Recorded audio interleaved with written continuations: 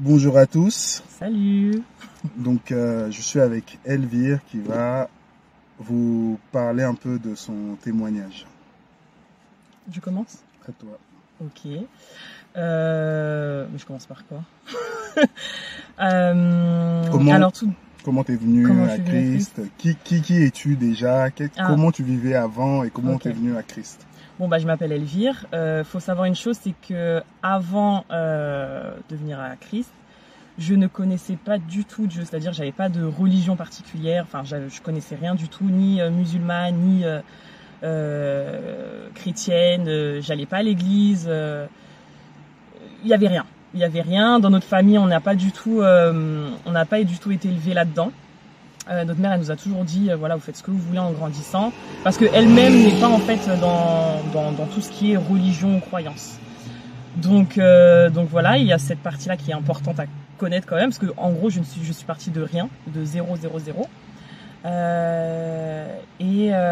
Par rapport à ma vie, il faut savoir une chose, comme j'ai l'impression que la majorité des personnes, j'ai grandi sans père. Mon père, il était très très violent avec ma mère, en plus d'autres choses. Donc j'avais quand même une haine, là faut le dire pour de vrai, j'avais une haine contre mon père. Donc on a grandi sans lui. En grandissant, il a essayé de nous contacter, mais moi c'était mort. Je voulais pas de contact avec lui. Et c'est en étant à Christ, par la suite, j'ai su que cette haine envers mon père me donnait pas une haine envers les hommes, mais plus un mépris envers les hommes. Alors pas tous les hommes, mes hommes amis, c'était mes amis, donc voilà, pas de problème. Mais on va dire les ex, voilà. Donc je vais te couper. Ouais. Tous ceux qui ont eu un problème dans leur enfance avec leur père, ils n'arrivent pas à appeler Dieu papa. Tu y arrives? Non, bizarrement non. Ah, tu t'es jamais rendu compte? Ouais. Non. Ah, tu le découvres? Ouais, c'est vrai ça. En fait, c'est pas que j'y arrive pas, c'est que ça me vient pas à la... Ouais, ça me vient pas à la tête. Ouais, ça me vient pas du tout à l'esprit en fait. Pas du tout. C'est comme ça qu'on remarque souvent des personnes où le Seigneur me fait montrer que les personnes qui ont eu un problème en fait par rapport à ce côté-là paternel, c'est vraiment ils ont du mal à vivre cette communion-là de père à fille ou à fils avec le Seigneur. Ça va être beaucoup, oui, Seigneur, mon roi, mon époux. Ça va être beaucoup plus tourné même sur le côté de mon époux, etc. Mais le côté père, il est très peu parce qu'on lui laisse très peu de place aussi également. D'accord. Après, je pense qu'il y a aussi beaucoup le mot papa. Tu vois, par exemple, père éternel, je vais le dire. D'accord. Mais papa, ça c'est un mot, même mon père aujourd'hui quand il me parle, quand il m'appelle, je ne l'appelle pas papa parce que on en reviendra après, mais je sais que j'ai pardonné à mon père, mais je n'arrive pas à l'appeler papa parce que c'est un mot qui n'est jamais sorti de ma bouche. D'accord. Tu vois, c'est comme un mot inconnu en fait pour moi. Et c'est vrai que en priant, je peux dire père éternel, mais je vais pas dire papa. Mais parce que ça me vient pas du tout à l'esprit. C'est pas un mot qui, tu vois, comme certains diront, je vais dire maman normalement, sans problème. Mais papa, donc, il y a quelque chose qui a... c'est comme un mot inconnu. Le papa, en fait, symbolise et une image aussi, quelque part, du Seigneur en tant que père dans notre vie.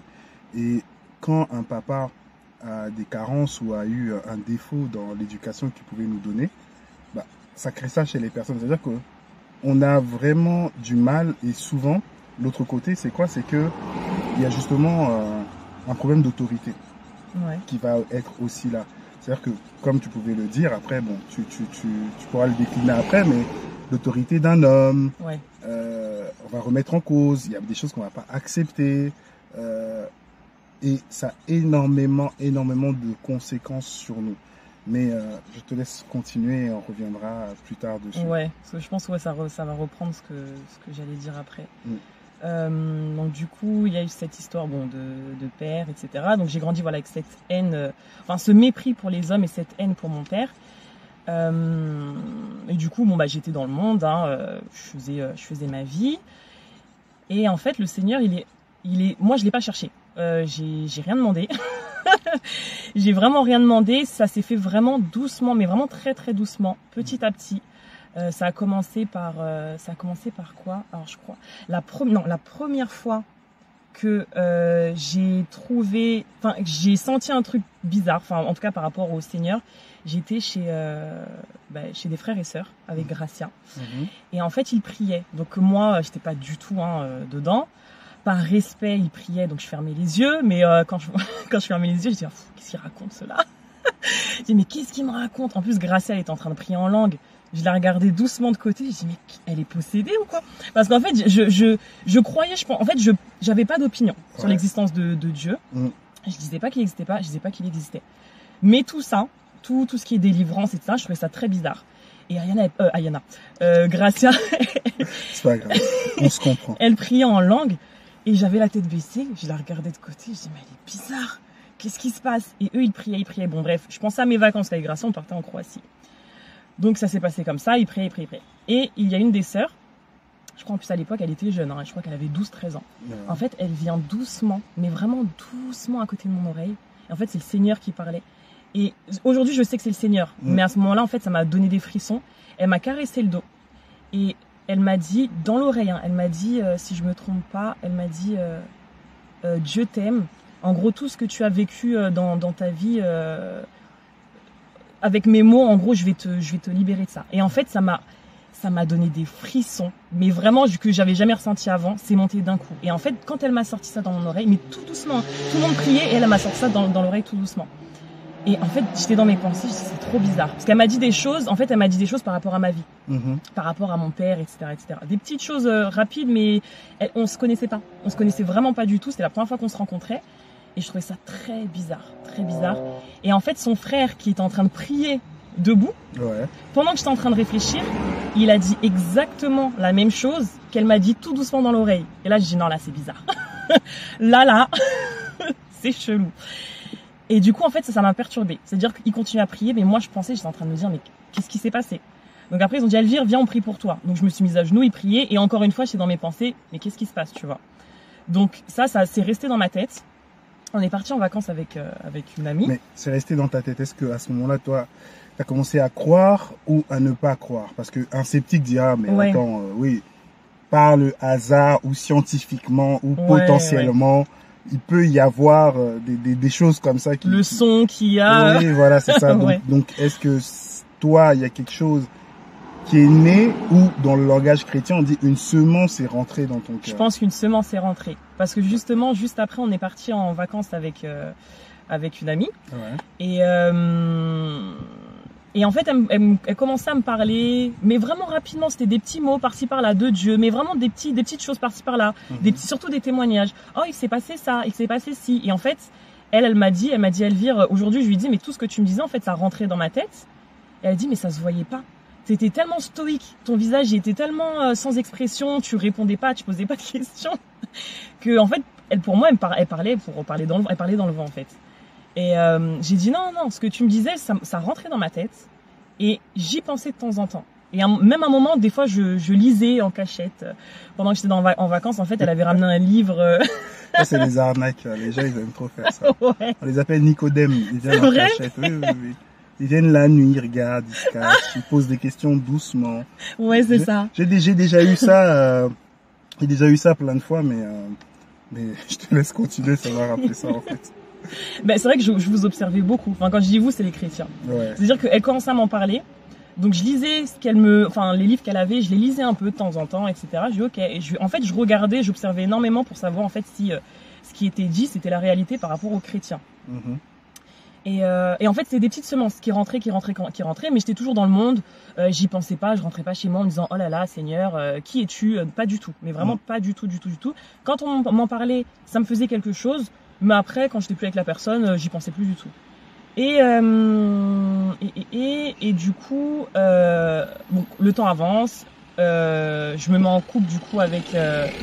Tout s'est passé surtout, je pense, quand j'étais en couple avec le père de ma fille, avec qui je ne suis plus. Donc tout s'est passé, on est restés 8 ans ensemble. Au début, tout se passait très bien, etc. Et en fait, vers la fin, j'ai l'impression que plus le Seigneur me parlait à travers Gracia, du coup une amie, et plus en fait, je sentais que je devais me séparer du père de ma fille. Mais sans que ce soit vraiment à travers enfin, je sais pas comment expliquer. Il y a eu des problèmes se sont passés. Je voulais rester, mais j'avais toujours une parole. Il y avait toujours quelque chose qui revenait tout le temps. C'était sanctification, sanctification, sanctification. Et en fait, c'était je commençais à lire un peu, mais vraiment rapidement. Quand j'étais avec le père de ma fille, c'était vraiment des petits trucs de temps en temps. Enfin, voilà, je m'intéressais pas plus que ça. En fait, j'écoutais surtout les personnes me parlaient de Dieu. J'écoutais les personnes, mais je ne lisais pas forcément. Je regardais de temps en temps des prêches, mais pas plus que ça, vraiment pas plus que ça. Et en fait, le peu que je regardais ou le peu que je lisais, c'était toujours la sanctification qui revenait. Et au début, je voulais pas du tout écouter, mais vraiment pas, parce que je me suis dit bah non, enfin ça fait quoi, à ce moment-là peut-être 7 ans, 6 ans, 7 ans que j'étais avec le père de ma fille. J'ai dit bah non, je vais pas me séparer de lui. On venait d'avoir, je crois ma fille. Je vais pas me séparer de lui, c'est pas possible. Et j'essaie de trouver des petites excuses, tu vois. En fait, le fait d'être mariée femme, c'est quand tu couches avec une personne, c'est comme si vous étiez mariée femme en fait. Et en gros, pour moi, j'essaie de me trouver ces excuses-là pour rester. Et en fait, bah non, le Seigneur, il voulait pas du tout. Là, je vous dis le Seigneur comme ça, mais à cette époque-là, je parlais pas comme ça, je pensais pas du tout comme ça. et en fait, ça s'est fait petit à petit. Les problèmes sont arrivés. Je me suis séparée une première fois. Je suis revenue parce qu'en fait, ah oui, j'étais pas du tout, comment on appelle ça, baptisée à ce moment-là. Je me suis baptisée à la séparation. Quand on s'est vraiment séparés pour une bonne fois pour toutes. C'est quelques mois plus tard que je me suis baptisée. C'est là que vraiment que j'ai accepté le Seigneur et que je me suis dit, je vais essayer d'être droite. J'ai une question à te poser. Ouais. Qu'est-ce que tu dirais justement à une personne qui est dans ta situation, qui aime la personne et vous veniez d'avoir un enfant en plus de ça pour ajouter et à un moment il y a un choix à faire. C'est-à-dire que soit c'est le Seigneur, soit on reste dans cette situation, mais on sait qu'on essaie de trouver des excuses, des versets, de coller quelque chose qui sera doux dans notre oreille. Si un pasteur disait, peu importe sa tête, même si le pasteur il est habillé en clown, il te dit non, dans la Bible on dit que vous pouvez vivre comme ça, tu aurais dit oui, lui il a dit et c'est vrai. Donc on cherche des docteurs, comme on dit, ils se donneront une foule de docteurs. Et en fait, ces docteurs-là, leur but, c'est de faire du bien à nos oreilles et d'entendre ce qu'on a envie d'entendre pour justement s'éloigner de la vérité. Mais aujourd'hui, qu'est-ce que toi tu pourrais dire à une personne qui justement est entre deux, parce qu'il y a des personnes qui sont prises d'un amour passionnel à ce moment-là, je ne peux pas, En fait, je pense que, comme on dit tout le temps, c'est notre choix. C'est-à-dire s'appuyer sur le Seigneur. C'est la seule chose que je peux dire, vraiment, vraiment, vraiment, prier que pour ça, parce qu'en fait, si on s'appuie sur nous-mêmes ou sur même la parole en soi, parce que on va dire sanctifiez-vous, mais d'un autre côté, on se dit bah, le mariage, c'est une fois que tu es avec une femme, un homme, vous liez sexuellement, bah, vous êtes mariés. Mais en fait, on sait pas trop. Donc, je pense qu'en fait, le Seigneur, pour moi, il nous a séparés sans même que je m'en rende compte. Je sais pas comment t'expliquer. Il nous a séparés une première fois, et une deuxième, je suis revenue, mais en fait, j'avais tellement... il m'a mis comme un dégoût, et en fait je cherchais le truc pour partir définitivement, parce qu'en fait je sentais, je priais même pas, parce que je te dis j'étais même pas baptisée, et je priais même pas pour qu'il nous sépare. Moi, si j'ai juste prié en disant, ben si c'est pas lui tout de suite ou lui tout court, fais en sorte qu'on se sépare. Je sais pas de quel moyen, mais fais en sorte qu'on se sépare, parce qu'en fait j'arrivais pas à faire mon choix, et je savais qu'en restant, parce que j'étais pas du tout heureuse, j'étais pas du tout tous les jours, j'étais en train de, jalousie. Tous les jours, je pensais à comment on était, etc. Et je disais juste ça. Je disais juste au Seigneur, en fait, de faire en sorte qu'on se sépare s'il veut pas qu'on reste ensemble. Et il a fait, et il m'a donné cette envie de partir, en fait, alors que je n'avais pas du tout quelques mois avant. Et finalement, aujourd'hui, même si c'est bizarre à dire pour certains, peut-être qui ne connaissent pas le Seigneur ou qui ne le connaissent pas trop, je me dis j'ai bien fait, parce que ça aurait été une destruction totale, mais totale, parce qu'en fait parce que oui, j'ai eu des problèmes, mon père, etc., mais moi-même aussi dans mon caractère, il m'a dit ok, je vais te consoler, mais derrière toi t'es comme ça. Oui. Il m'a dit t'es comme ça, surtout avec ma bouche, et bref, il m'a fait comprendre, et du coup, même dans ma relation avec le père de ma fille, il m'a fait comprendre que Elvire, tu étais comme ça. Et quand il m'a fait comprendre ça, j'étais pas bien. Bah, du coup, je me suis excusée auprès de lui, parce que je me suis dit, en fait, ok, on a eu des problèmes. Et pour moi, je lui remettais la faute que sur lui. Je remettais la faute dessus. Mais en fait, non, moi aussi, j'ai eu mes torts. Et en fait, même si ça s'est pas fait tout de suite, hein, on s'est séparés. Au début, c'était dur. Bref, il y a eu plein d'histoires aussi parce que en fait, pour être dans les détails, je vivais à l'étranger. Je sais pas si, bon, il peut voir la vidéo, donc je sais pas il veut que j'en parle, mais en tout cas, il travaille à l'étranger. J'avais rien, pas de travail, pas d'argent, donc j'ai dû partir en fait sans rien avec la petite. Donc là, pour le coup, c'était vraiment par la foi. Parce que là, pour le coup, je recommençais tout de zéro avec un enfant. J'avais pas de logement en France. Mais en fait, je pense que l'envie d'être avec le Seigneur était plus forte que souffrir et d'être dans les mauvaises choses. En fait, je le sentais. Du coup, je me suis dit, tant pis, on y va, on part. Je suis partie, c'était pas facile au début, faut se dire que j'étais pas non plus dans le Seigneur au début, enfin à fond, prier c'était compliqué parce que je savais pas comment prier, je savais pas comment lire la parole, même aujourd'hui encore, hein, j'ai des difficultés, enfin je suis pas arrivée, enfin personne n'est arrivé mais je suis très loin encore, mais petit à petit en fait le Seigneur a travaillé avec moi mais vraiment doucement, j'ai pas fait grand chose et je pense qu'il a pris en compte aussi tout, que ce soit mes difficultés, mes doutes aussi, ce que j'ai pu voir, enfin plein de choses. Je sais pas, en fait j'ai plein de choses à dire, mais je sais que le temps il est limité. Non, t'inquiète pas, tu peux continuer dans cette évolution. Mais est-ce que c'est clair ce que je dis là? C'est très clair ouais. ce que tu dis. Okay. Voilà, c'est par rapport, surtout pour reprendre le fil, dans le cheminement, là où tu étais au niveau de ta conversion, t'as entendu, t'as eu ton histoire. Ensuite, t'es revenu ici en France. Ouais. Quand t'es revenu en France, maintenant, comment après les choses se sont passées ou se passent quoi en fait par rapport à toi et c'est quoi qui est tombé parce que tu sais, une des réalités c'est que ne pas croire en Dieu c'est un raisonnement, d'accord? Être sceptique aussi c'est un raisonnement et la Bible dit que la parole de Dieu vient renverser les raisonnements. C'est-à-dire qu'à chaque fois on nous crée tout type de raisonnement. Le diable a trouvé un moyen de mettre plusieurs plats avec lesquels on va s'affilier, où on va avoir des tendances, et là où on va s'en approcher. Et donc maintenant, là-dessus, c'est quoi qui est tombé en fait? C'était quoi? Donne-nous, parle d'un raisonnement fort aussi qui était là en toi, et que le Seigneur a pu faire tomber. Et comment il a fait? Tout d'abord, déjà juste ça, le mépris. Le mépris pour l'homme en fait. Le mépris pour l'homme. Comme je l'ai dit tout à l'heure, j'ai pardonné à mon père. Alors ça aussi, ça s'est fait naturellement, par la grâce du Seigneur bien sûr. Mais je l'ai pas ressenti en fait, ça s'est fait du jour au lendemain. J'avais plus... quand il m'appelait mon père, j'avais envie de décrocher et lui demander comment il allait. Et quand il créait des histoires, je dis tu sais quoi, on se rappelle plus tard. Là, on s'est pas appelé pour ça. Et en fait, je pense que c'est vraiment le mépris, même avec le père de ma fille. Hein, je pense lui avoir pardonné. Je pense après avoir si un jour il se passe quelque chose. Mais en fait, c'est le mépris de l'homme déjà et ce cœur de pierre que j'avais. Je pleurais jamais. Même mes amis me disaient Elvire, t'es un robot. Jamais tu pleures. Jamais t'as tes sentiments. Voilà. Même si j'aimais beaucoup mes amis filles, j'étais très très fille, très voilà. Mais les hommes, je montrais aucun sentiment. Il fallait qu'ils me courent derrière parce que pour moi l'homme en fait, il méritait pas. En fait, c'est comme si moi j'étais là quoi. Genre j'étais une reine, tu sais. Non mais vraiment, c'est grave. Et du coup, c'est ce mépris là, vraiment ce mépris là. Et ce cœur, maintenant je pleure, laisse tomber.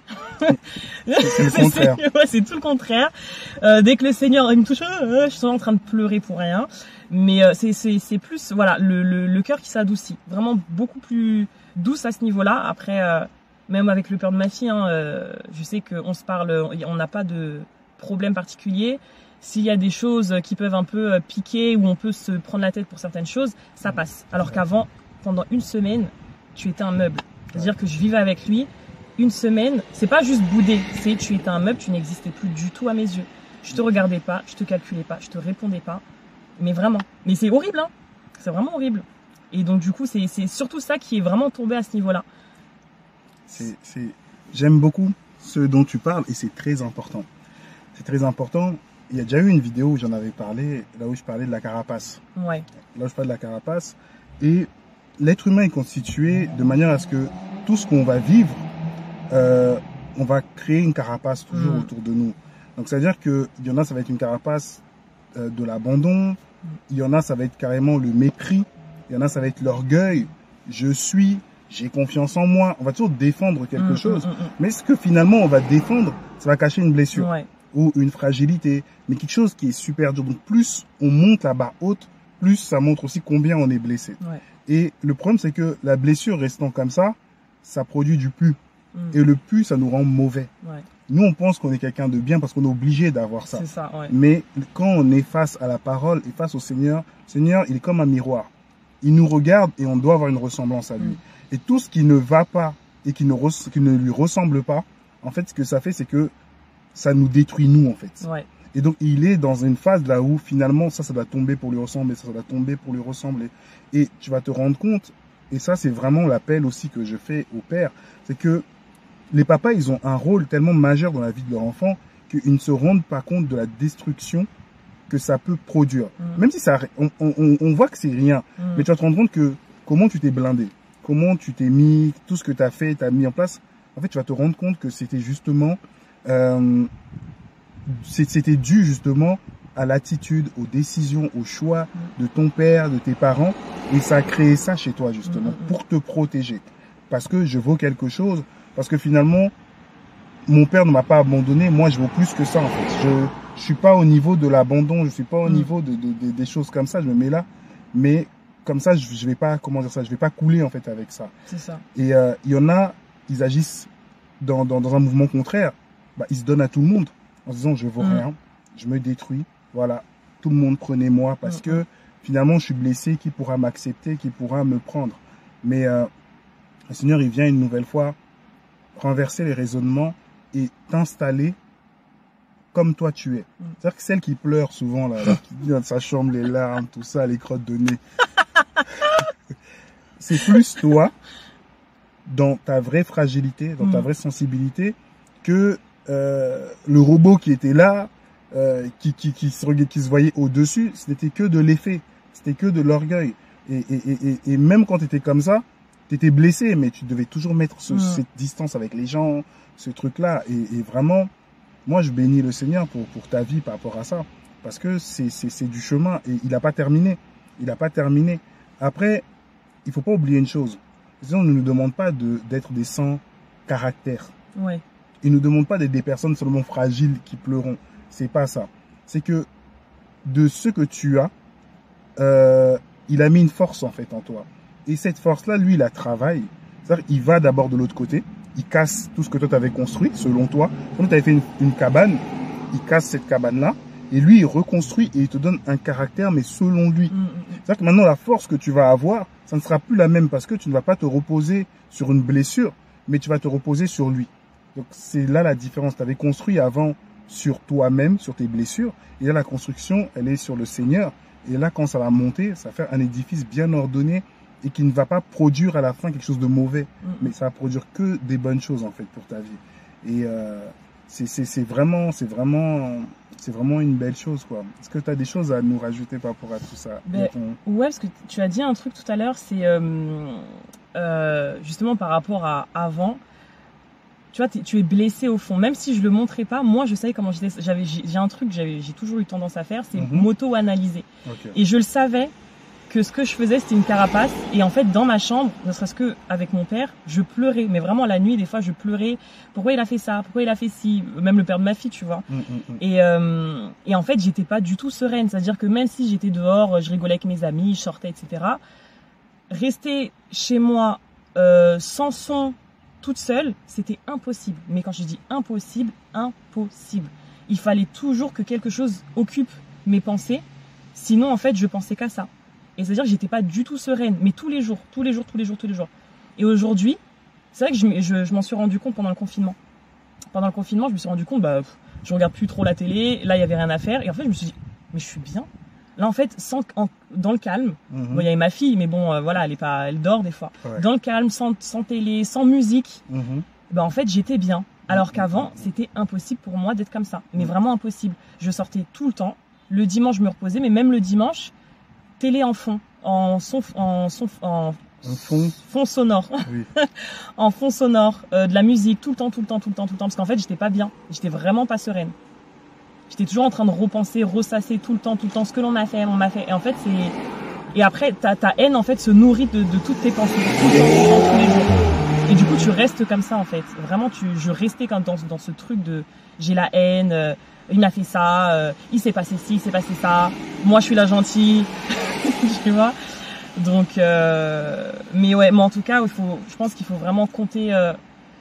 Si on sait pas, il faut compter sur le Seigneur et prier et lui demander en fait ça se fait pas comme ça, mais de séparer. Si c'est quelqu'un est dans ma situation, en tout cas dans la situation dans laquelle j'étais, qu'il fasse tout, qu'il prenne le contrôle de tout, mais vraiment de tout, parce que c'est ça aussi un truc que je n'arrivais pas à faire, laisser le contrôle.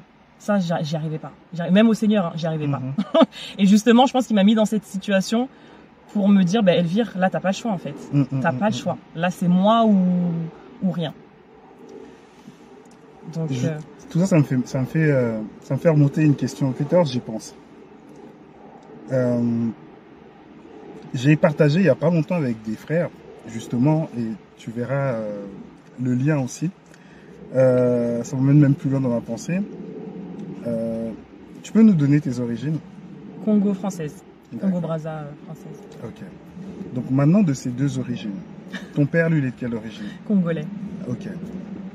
Qu'est-ce que ça t'a fait au point de vue identitaire? Tu vois, ça c'est...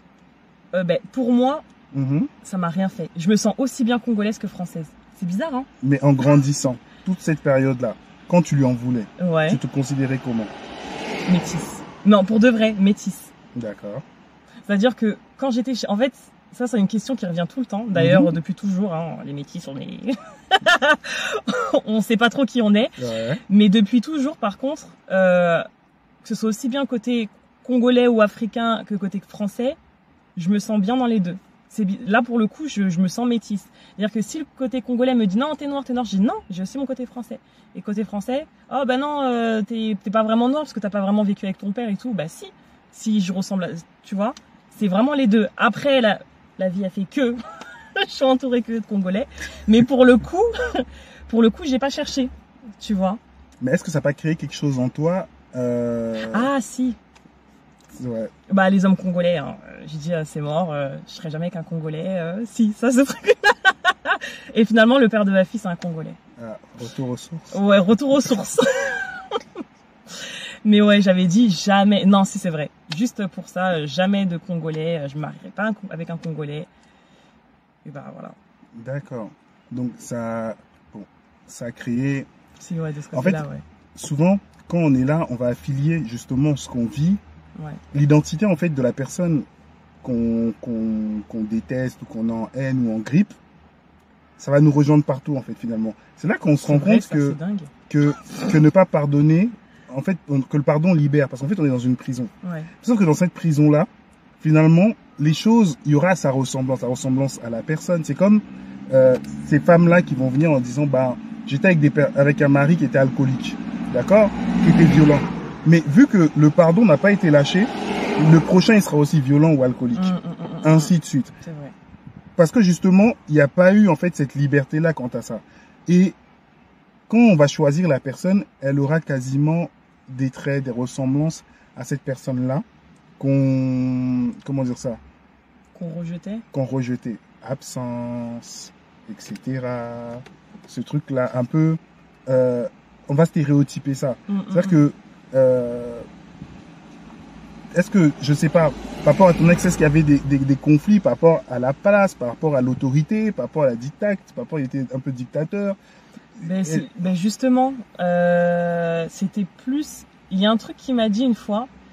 Après, je sais pas... Il faudrait que je rediscute avec lui là-dessus. Il a dit, j'ai l'impression que tu veux reproduire ce que ton père, il a fait.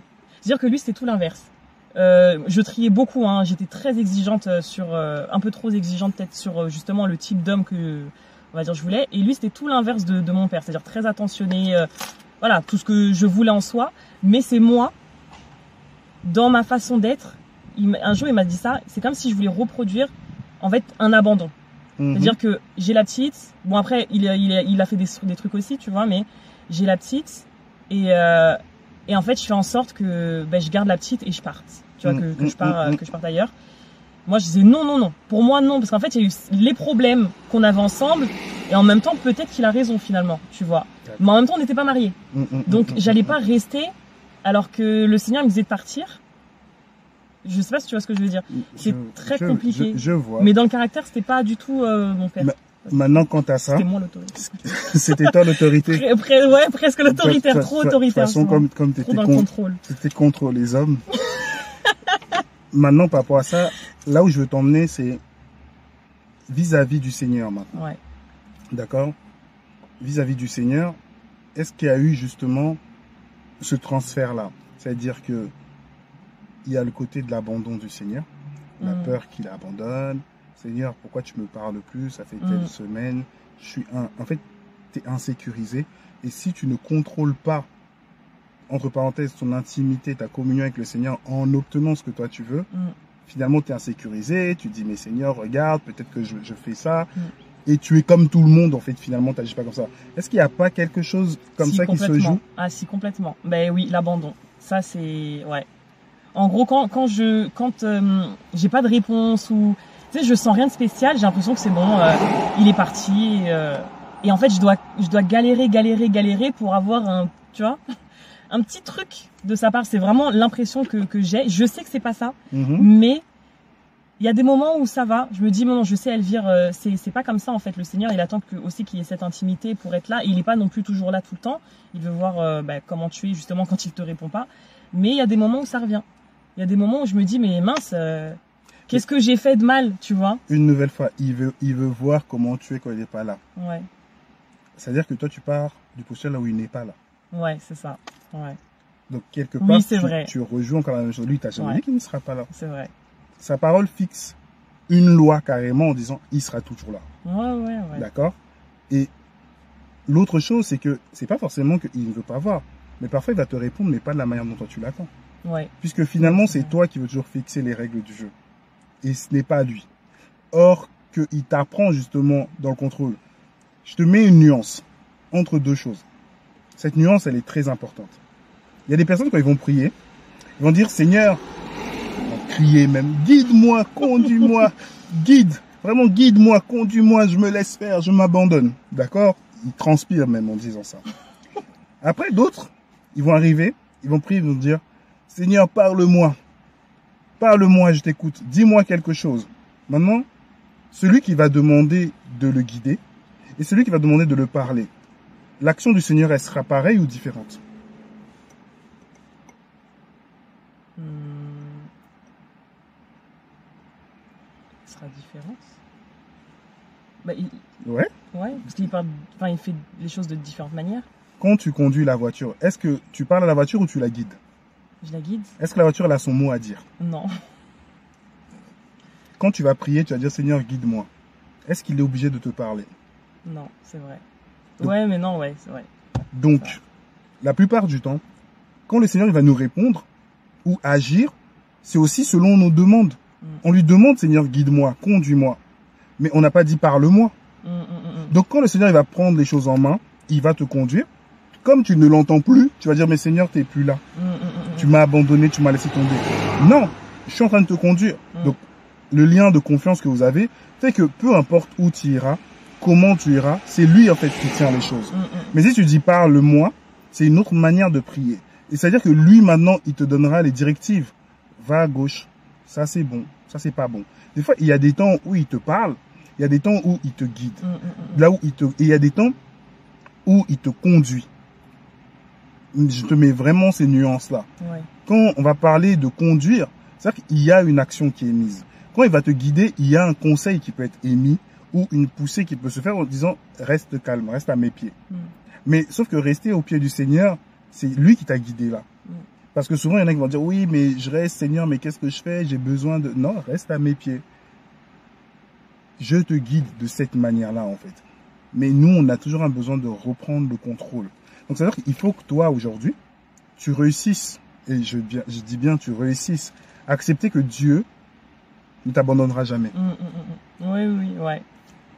Est-ce que toi, c'est un truc que je me ressasse tout le temps. C'est un truc que je me ressasse tout le temps. Et comment tu vas faire pour accepter ça? À part la prière. En fait, l'accepter, juste me dire que c'est comme ça. En fait, il est toujours à côté. Ouais. Il est toujours à côté et ne pas m'inquiéter. En fait, il faut que j'arrête de m'inquiéter. En fait. Et en fait, ouais, je pense que ce qui me perturbe, c'est qu'il parle tellement de différentes manières que, en fait, c'est le changement. Le changement. Tu vois, le fait que ça change tout le temps. Ça change tout le temps et en fait c'est ça, en fait c'est le contrôle clairement. Le fait de pas savoir qu'il va parler comme ça, ou va te guider comme ça, ou il va te conduire comme ça.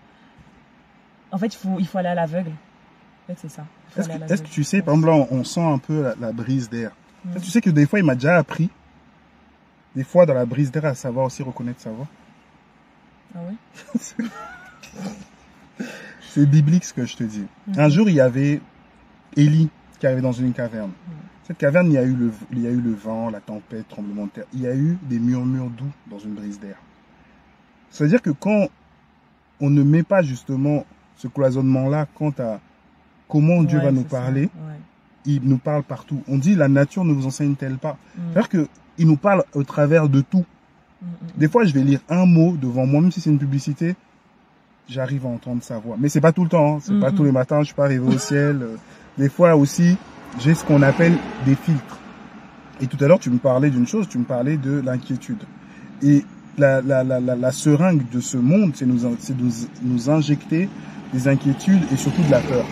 À partir de là où on a de la peur ou des inquiétudes, on a un filtre.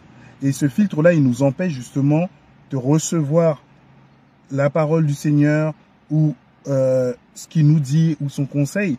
Parce que justement, on s'appuie sur le filtre et ça vient un peu flouter ce qu'on doit voir du Seigneur. Donc quand moi, pour ma part, hein, je vois que je suis dans une inquiétude, dans une peur, je sais que ce que je dois recevoir ne sera pas en bonne et due forme, ne sera pas clair en fait. Donc forcément, je suis obligé de mettre de côté un peu cette peur-là pour me concentrer et pour recevoir la bonne parole et de la bonne manière. Mais tu fais comment? Comment je fais? Très bonne question. Première chose, c'est que je demande au Seigneur. Parce que c'est lui qui va produire l'action en moi. Je reconnais d'abord. Premièrement, il faut toujours reconnaître. Pour marcher avec le Seigneur, il y a toujours une action de reconnaissance. Et cette action de reconnaissance produit, comment dire ça, l'humilité. Humilité. Je reconnais, Seigneur, que je ne peux rien faire sans toi. Que je ne peux même pas comprendre ta parole, en fait, sans toi. À partir de là où je fais ça, c'est comme s'il y avait un capteur qui envoyait, un émetteur en moi qui envoyait un message en haut. Et lui, par son esprit, il va créer un processus pour ou m'enlever la chose, ou me dire comment faire. Un jour, j'étais comme ça, dans un sale état. Vraiment, c'était pas facile. Et je dis, Seigneur, écoute, j'arrive pas. Là, prier, laisse tomber. Lire la Bible, n'en parlons même pas. Qu'est-ce que je fais? Et souvent, il y en a, ils vont dire, oh, je vais faire un programme, je vais faire ci, il faut que je... Je lui ai demandé. Et je me souviens, je fais un rêve. Dans ce rêve, il me dit, je veux que pendant 21 jours, tu fasses un jeûne.